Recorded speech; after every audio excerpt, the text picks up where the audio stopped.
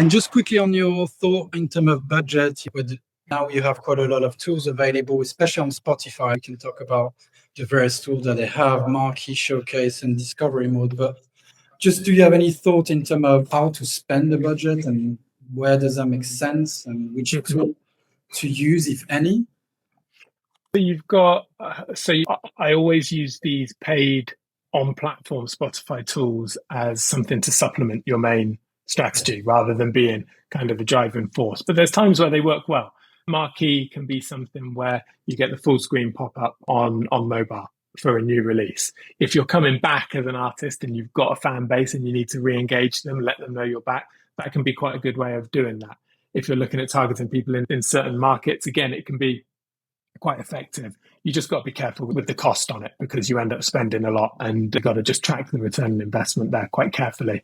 So always try and start small, see what works. And it's the same with any other kind of paid media. If it works, then keep on pushing it. Just test it in different markets and you can test different audience segments on it as well.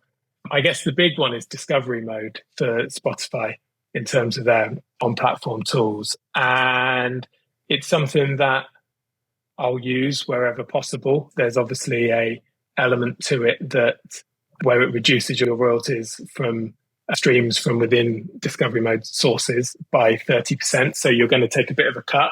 But if you're strategic about how you use it and don't just plaster it on everything, then you can see it's quite effective. In fact, sometimes it's incredibly effective where you'll see streaming shoot up like this when you turn it on. So I think the key with it for me is track it carefully, monitor it carefully, use it strategically. So if you're seeing a track that's already, again, these things don't do the heavy lifting for you. You've got to already have a bit of traction. You've got to already get to a point where the algorithm is recommending your music to people. There's that organic engagement on a track or a release. If you're at that point, pressing go on discovery mode can be really effective in taking it to the next level.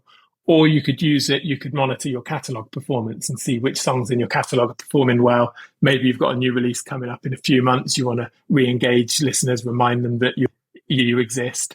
That could be an option then to press go on discovery mode on your catalog. So as long as you're strategic with it, again, and use it to supplement your main strategy rather than as your strategy, I think that they're all things to consider.